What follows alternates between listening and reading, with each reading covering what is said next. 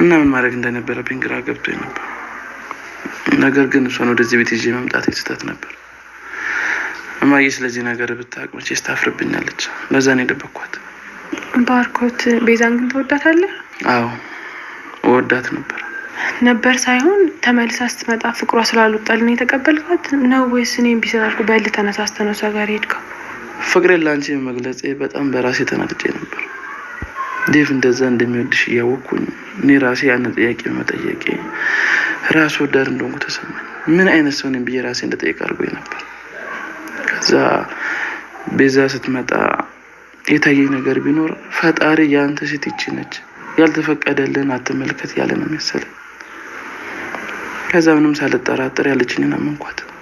እውነት ይሁን ውሸት ምንም አውቀው ነገር አልነበር። ቤዛን አትወዳትም? እወዳታለሁ፣ ግን እውነታውን ለመናገር እንዳንቺ ማፈቅረው ሰው የለም።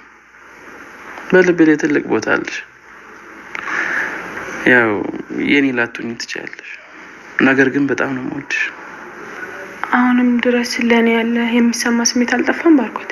በፍጹም እንደዛ እንዳልሆነ ላስመስል እችላለሁ እንጂ በልቤ ላይ ሁሌም ቢሆን ቦታ አለሽ። ከቤዛ ጋር አንድ ላይ እንኖር እችላለሁ፣ ነገር ግን አንቺን ማፍቀሪን መቼም አልተውም። እንደዛ ማድረግ የለብህም ባርኮት። በቃ እኔን ተወኝና ከቤዛ ጋር በሰላም የፍቅር መንገድ ግን ተጓዝ። እኔ ገና ወደኋላ ብዙ የሚጎትቱኝ ነገሮች አሉ። አውቃለሁ አደይ፣ አንቺን ማፍቀሪ መቼም ቢሆን አላፍርበትም። ሁሉም ነገር የተወኩት ለዴቭ ብዬ ነው። እሱ እንደኔ መቋቋም አይችልም።